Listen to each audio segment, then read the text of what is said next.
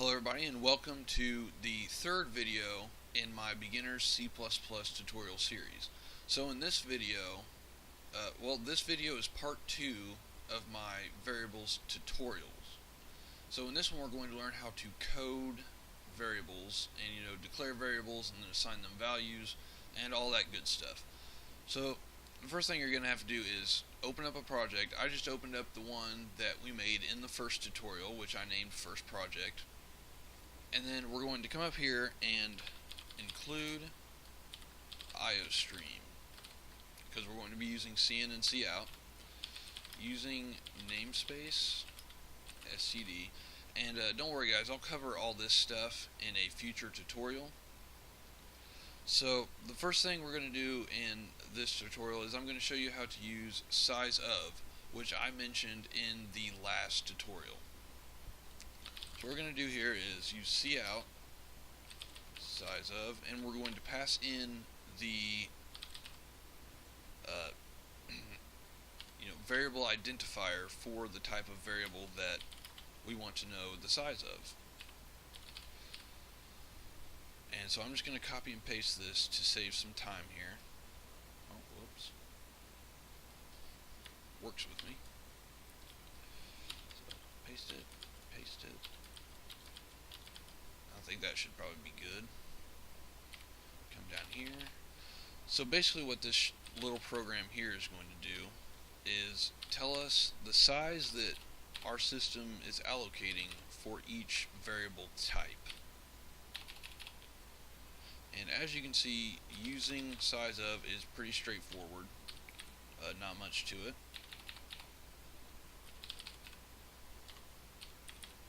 And wow, right on target. Okay, so if we Control S and Control F5 to run it, as you can see, it's pretty consistent with my last tutorial.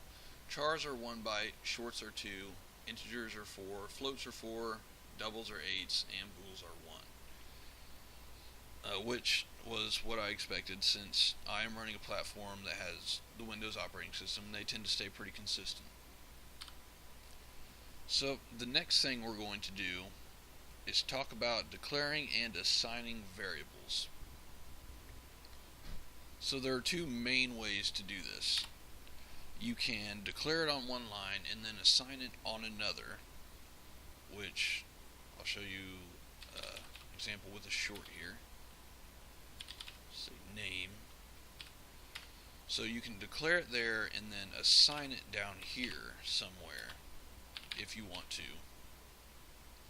or you can do it all on one line. And another thing worth mentioning, by default, if you don't specify whether you want it to be a unsigned or signed variable, it will be signed by default. So the next thing we're going to do here is there are 3 different ways that you can declare and assign a value on the same line. And the first way I'm going to show you is the way that I just did. This is kind of the old C style, using the assignment operator. And I want this to be 67. And then the next way you can do it, or the next method of doing it, is to put it in parentheses, whatever value you want. In my case, I want 97. And then, whoops. The last way is to put the value in brackets or braces. I think they're actually braces.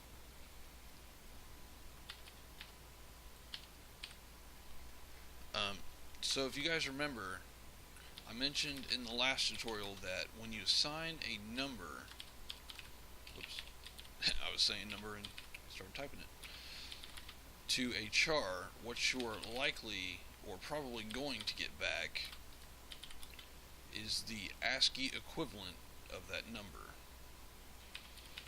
So, just put indel there.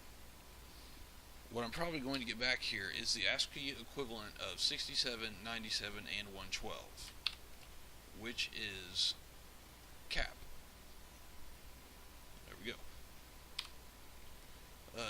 So another thing you guys will probably notice here is that I use what's called camel casing whenever I'm writing variable names.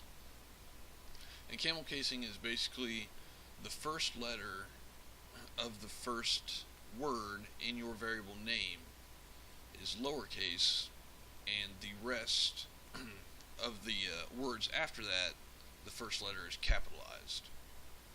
And this is to kind of compensate because you can't have spaces in your variable names. So if I put a space there, it flags it. Put a space there, flags it.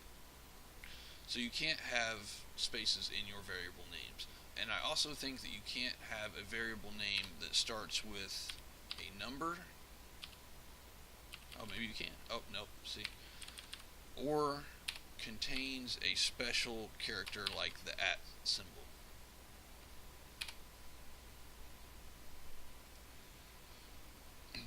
So the next thing worth mentioning here is if you would like to declare and assign on different lines, the only method that you can use is using the assignment operator.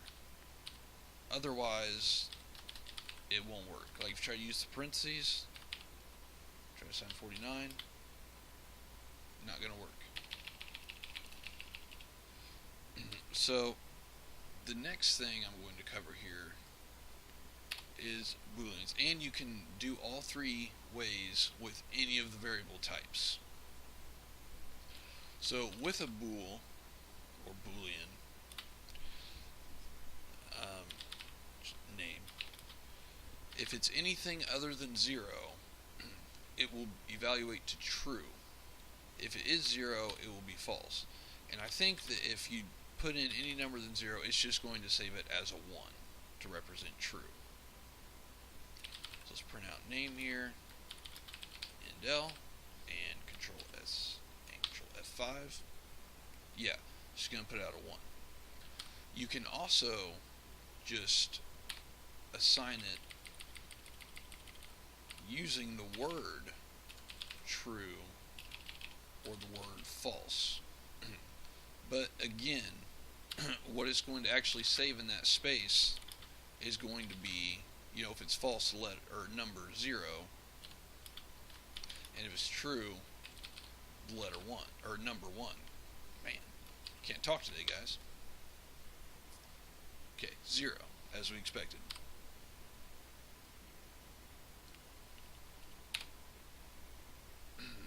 Alright guys, so the next thing I'm going to address is, as I mentioned in the last tutorial, is an issue with floats and doubles. So I'm going to assign a float a value of 6.78, and I'm going to come down here and do a nice little if statement, and I'm going to compare that with the value 6.78, and if they're equal, it should print out equal.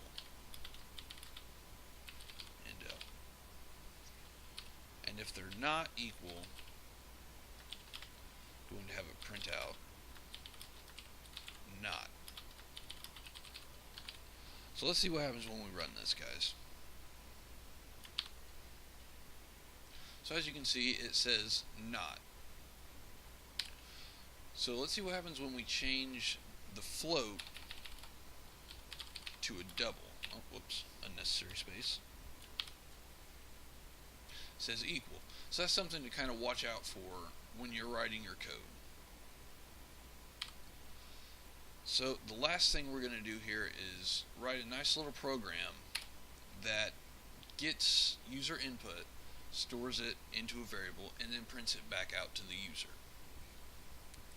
So we're going to use an unsigned short because we don't want any positive numbers or negative numbers, sorry. And we're going to name it, anything. And we're not going to assign it any specific number at this point. And then we are going to ask the user to enter a number between 0 and 500.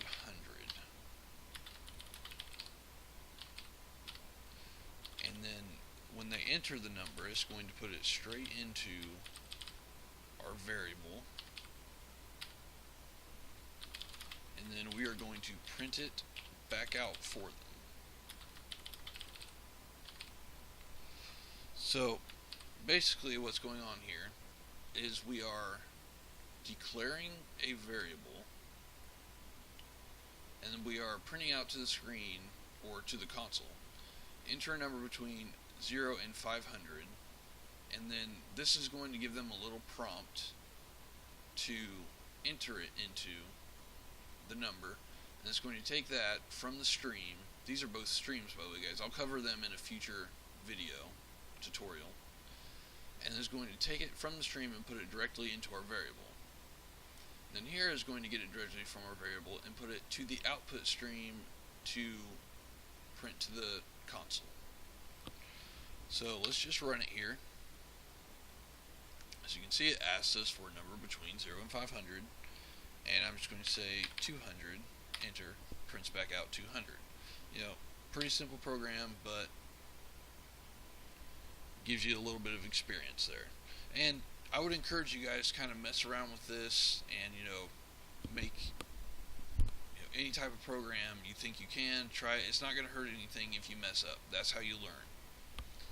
So the next tutorial I'm going to make is probably going to be over if statements, else if, and possibly switch statements, depending on how fast I move, which, as you guys can probably tell from this tutorial, is about the pace of a slug.